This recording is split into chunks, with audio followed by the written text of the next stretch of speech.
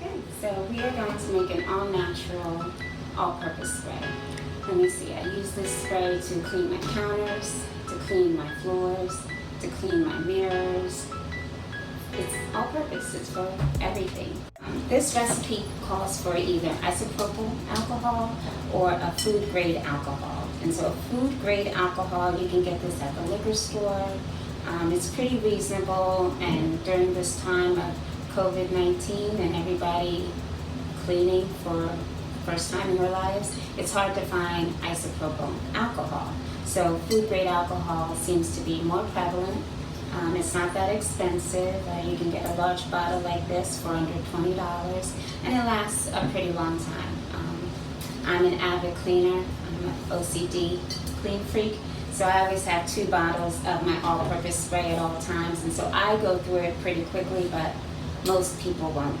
So you want to have your container of whatever you're going to store it in. I have clear glass containers with just a simple spray nozzle, which I like to use. You could have it labeled or marked, but this is the only thing that I use in my spray bottle. And it's only me, so I know what it is. So we're going to use equal parts of everything. The distilled white vinegar, the food grade alcohol, and filtered water. So this is the measurements that work for me. You can play around with it yourself. I see other measurements on Pinterest or the internet calling for different things, but this is what works for me.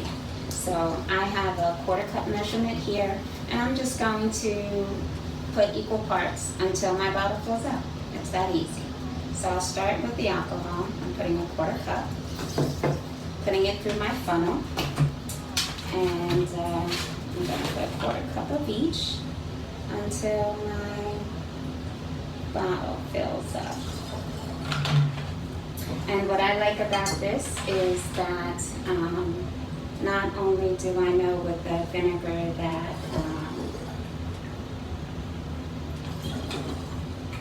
it's cleaning, but with the alcohol I also know that it's disinfecting and killing all those nasty germs that we seem to carry. Ladies and gentlemen, that's it. This is your all-purpose spray that can be used for just about any purpose. So now we're going to make dish soap. So a recipe, I've tried several recipes that haven't worked quite as well, and this is my favorite. So this recipe, again, it calls for 3 main ingredients for the dish soap that I like to make. So one ingredient is Sal's Suds. That's what's in this jar right here. Another one is distilled white vinegar. Gotta get it in a gallon size. And then the 3rd ingredient is filtered water. So again, this is equal parts. That's why I love these recipes. They're so easy. We're just gonna go at it. So I'm gonna start with about a 1/2 cup. So I'm gonna do 1/2 cup of my Sal's Suds. That's what's in this. That's what's in that first jar. Sometimes it takes a while to get down, but you can mix it up with the other ingredients because they're all going in together anyway, so it doesn't matter. 1/2 cup of your distilled white vinegar.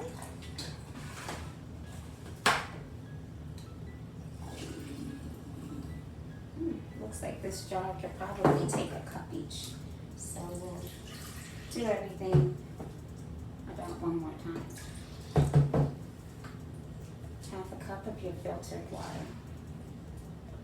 So again, like I said, we're going to go around. We're going to do it 1 more time because I have some more space in my jar.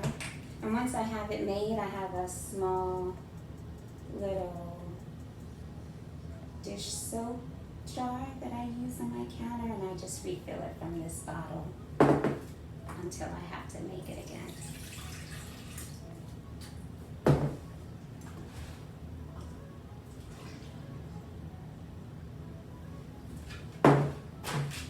Then I think this is the last one.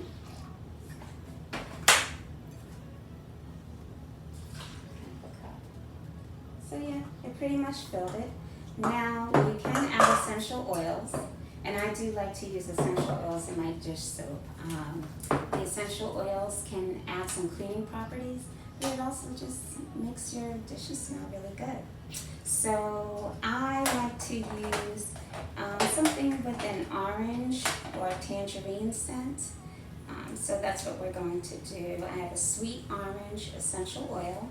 This is my essential oil little receptacle contraption, and you want to put about, they say about 1 tablespoon, so maybe that's about like 10 drops of essential oil.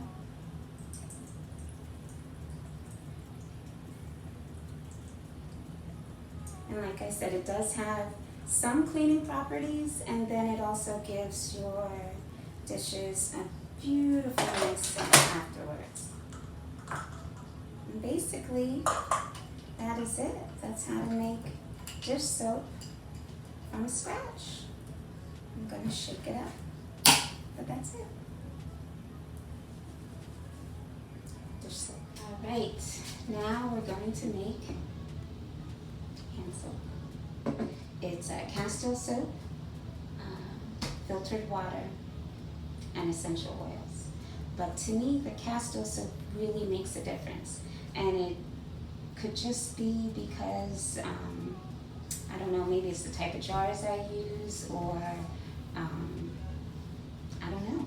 I don't know what it is, but the type of Castile soap makes a difference. So I like this particular company. The Castile soap comes out a little bit nicer color, consistency. It mixes well with my essential oils, and it doesn't cause my pump to stick, which when they ran out and I couldn't find it and I used a different Castile soap, my pumps always stop again. So that was a little bit annoying. So all right, equal parts, again, very simple, not complicated. So we are going to start with Castile soap. We're going to do equal parts of Castile soap and equal parts of water. So I'm going to start off using about a half a cup and see how much space I have in my jar.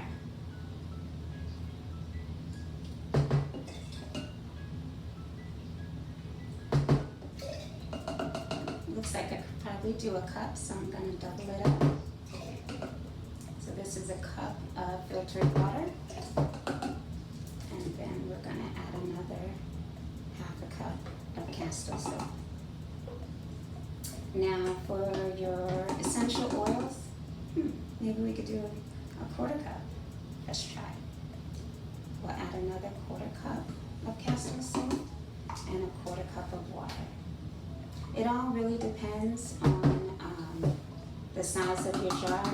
That's why I love these recipes, because it's equal parts. You know, you have a bigger jar, you add more. You have a smaller jar, you add less. Again, this is my handy dandy essential oils caddy.